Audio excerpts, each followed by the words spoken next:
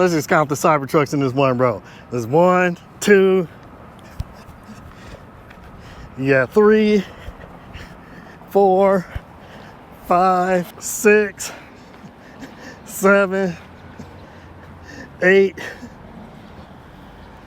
9 Cybertrucks just on one row. That is a lot. Very interesting.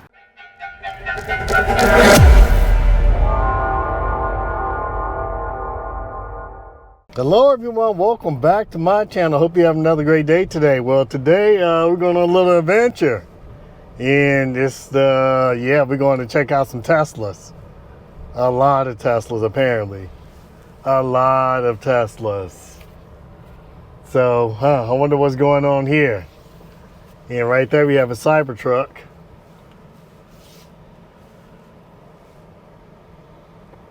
Yeah, we're going to be checking that out. But man, there has to be hundreds and hundreds of Teslas. I'm just driving through here, and I know Tesla's been in the news lately.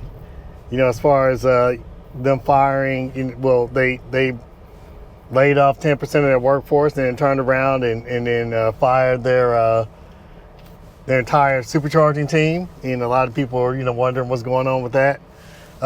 I mean, I kind of predicted this was going to happen, and it looks like they have a lot of inventory piling up. And I made videos on this almost a year ago, and I was probably the only one really talking about this.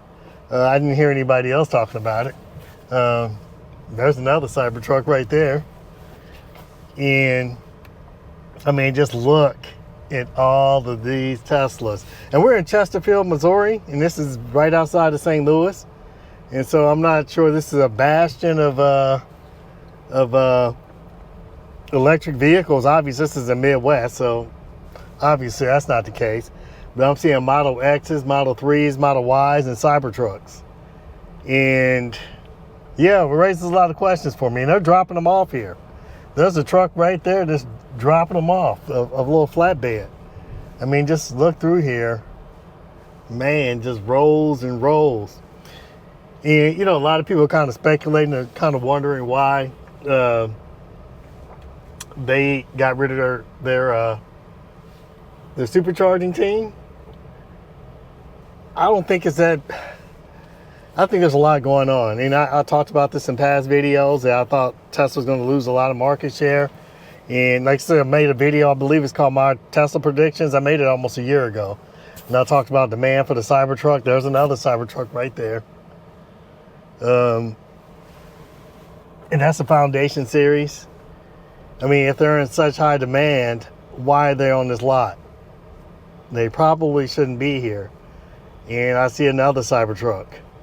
I mean, just look at all these Teslas. I'm going to get out and walk around also, and kind of check these vehicles out. I don't own a Tesla, never have. So I'm not sure if these are some of the newer ones here. There's a Model S right there. Model X, another Foundation Series Cybertruck. And just keep going through here, and it just rolls and rolls of Teslas. And then there's another Cybertruck over there.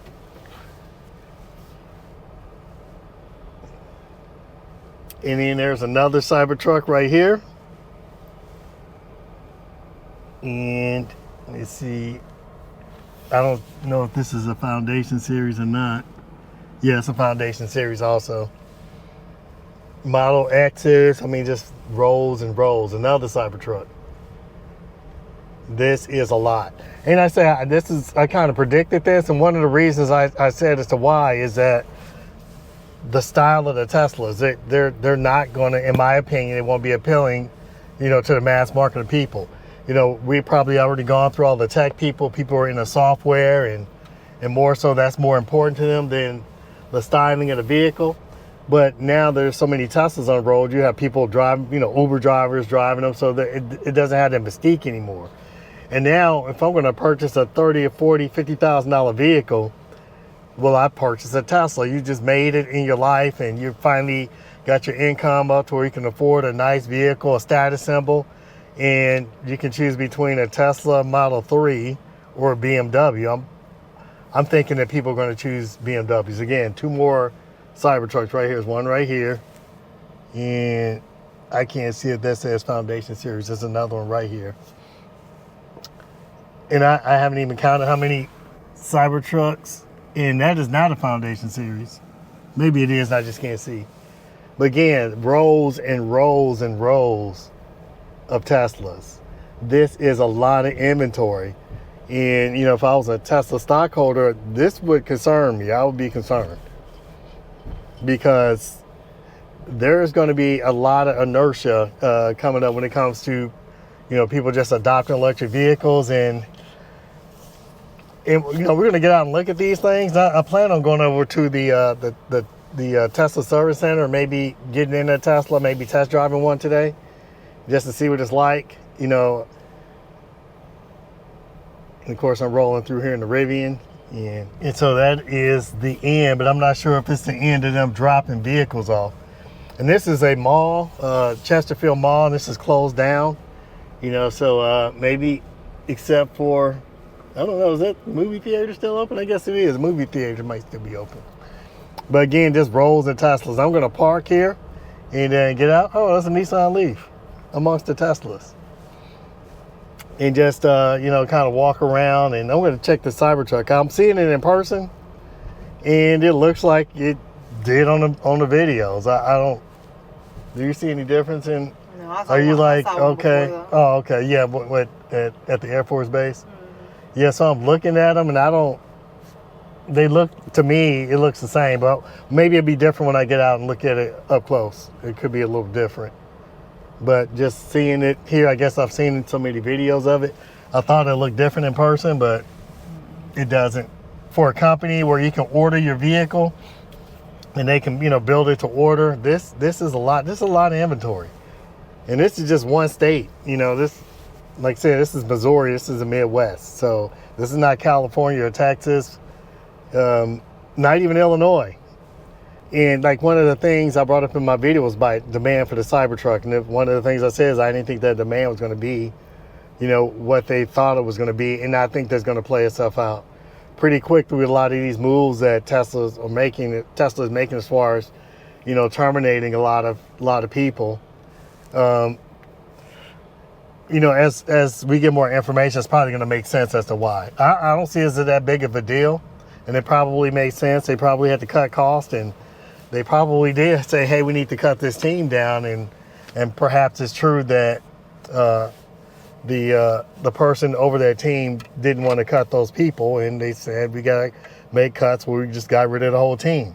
Maybe they're hiring back, and maybe they're hiring back at a much lower pay, you know, to kind of cut costs. But if we're looking at something like this where it appears they may have a demand problem, why would they continue to expand the supercharger network? Because you'll think they want to continue that expansion with the increase in market share of the vehicle, but it looks like the market share is going in the opposite direction. But we'll get back into that. But let's get on out, and we're going to check out this Cybertruck over here and some of these other Teslas. It looks like something's wrong with that one. That bumper looks funny. But yeah, we'll get out and check these out. But we'll be back. Just look at all of these vehicles. And right here we have the Cybertruck. And I'm checking it. This is my first time ever seeing a Cybertruck up close. And yeah. I'm gonna have to not my style of vehicle. I mean, just checking this out. I mean, the color is different. I thought it'd be like a brighter color, but it isn't. Yeah, I'm just looking at some of this finish on these vehicles. I mean, look at this. This is ridiculous. This is dangerous. You got this sharp edge right here. You see how this is not even lined up? And I noticed over here, and then you look right here. This just seemed dangerous. And just kind of get into here. You see this from this angle. Do you see what I mean? Like right here, how that, yeah, and that's pretty sharp. And then this, it's just the fit and finish of it is just not, yeah, just not what I thought it would be. And then right here, you even see rust. There's rust right here.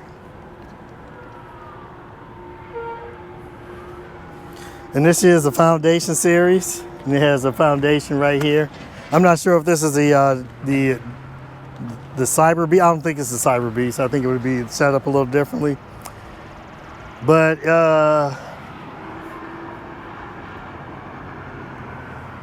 no.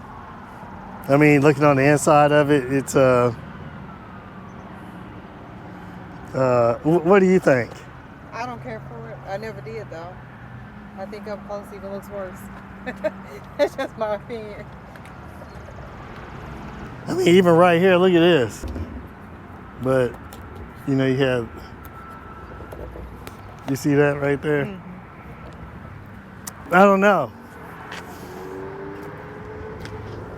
This vehicle is just not appealing to me at all. It's not, and I thought when I saw it in person, I'd be like, wow, this looks a lot better than it does on TV. It looks better on TV than it does actually standing next to it. Yeah, I just don't really care for the angles of it. It just kind of looks silly to me. I mean, I hate to say it. I mean, looking at it up close in real life, I would not purchase this vehicle. Here's the big windshield wiper. This thing is huge. Just bigger than what I thought.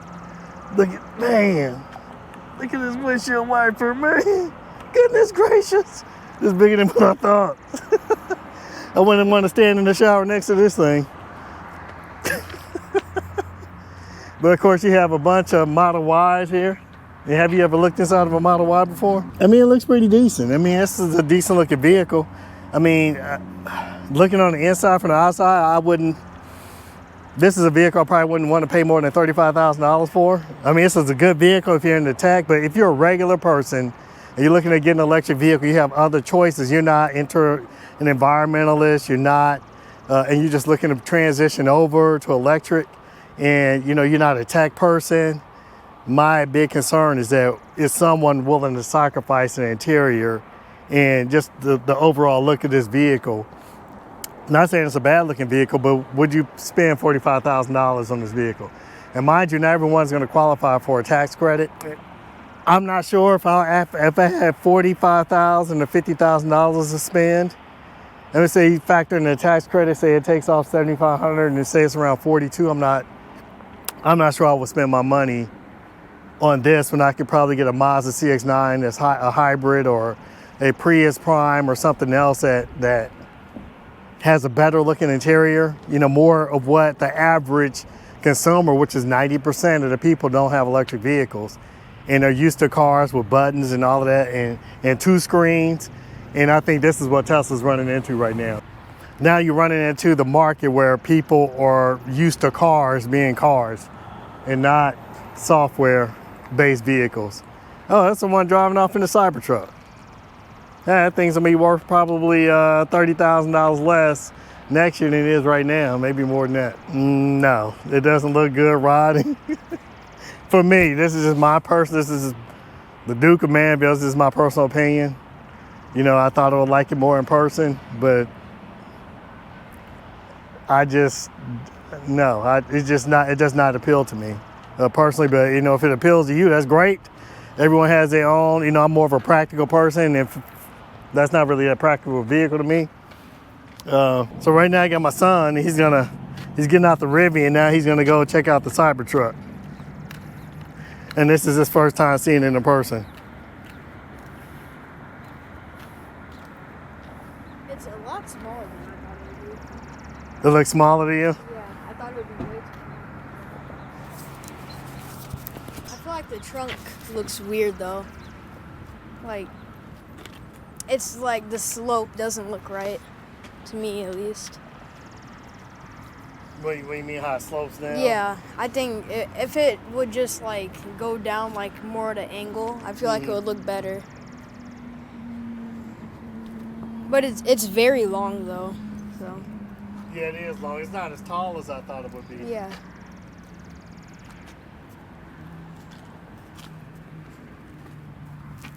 How much does it cost? This is $100,000. Yeah. One thing, like the front windshield is gigantic though. It just. You see the windshield wiper? Yeah. Look That's how a big big this one. is. I know. It's like a sword. That is huge.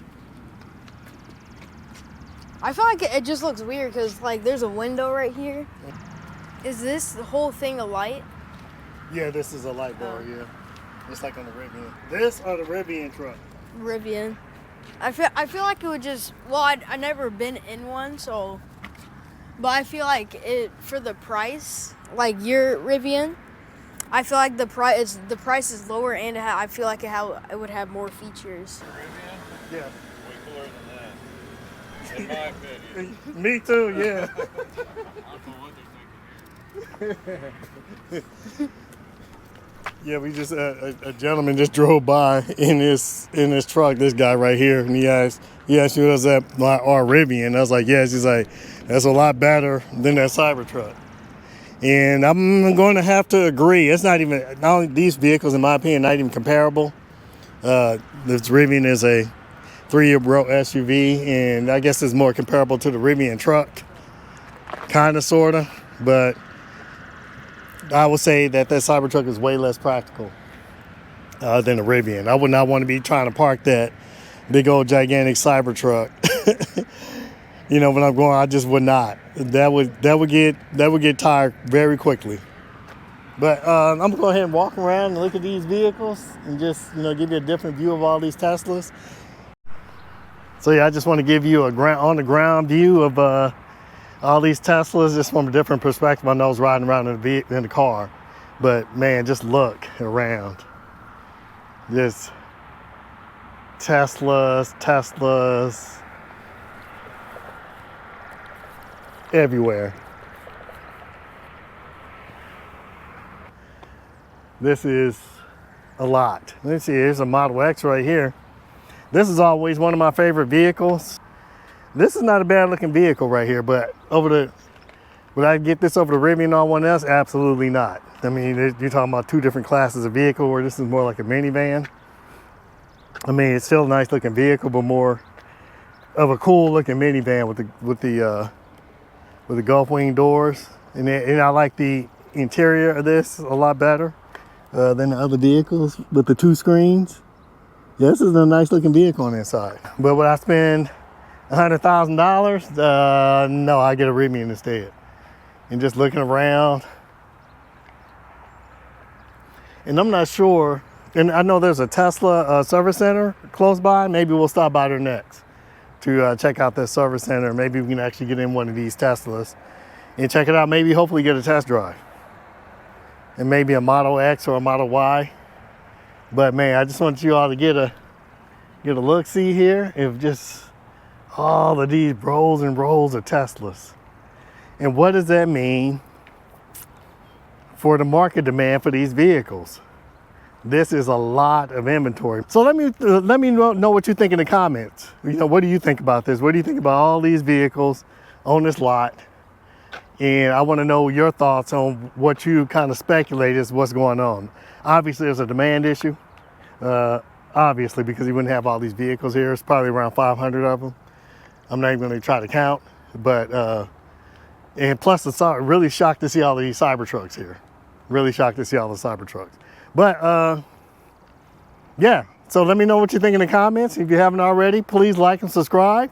If you like this content, I keep it coming out to you as much as I possibly can. But let's keep this conversation going. But that's all I have for today. I'd like to thank you for joining me once again, and I can't wait to see you on the next video.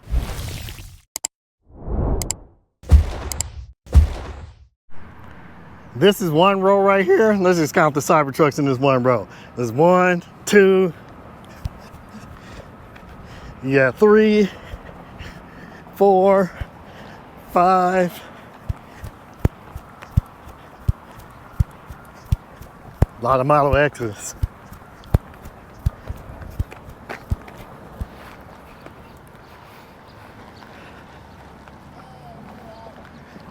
6, 7, 8, 9 Cybertrucks just on one row. That is a lot.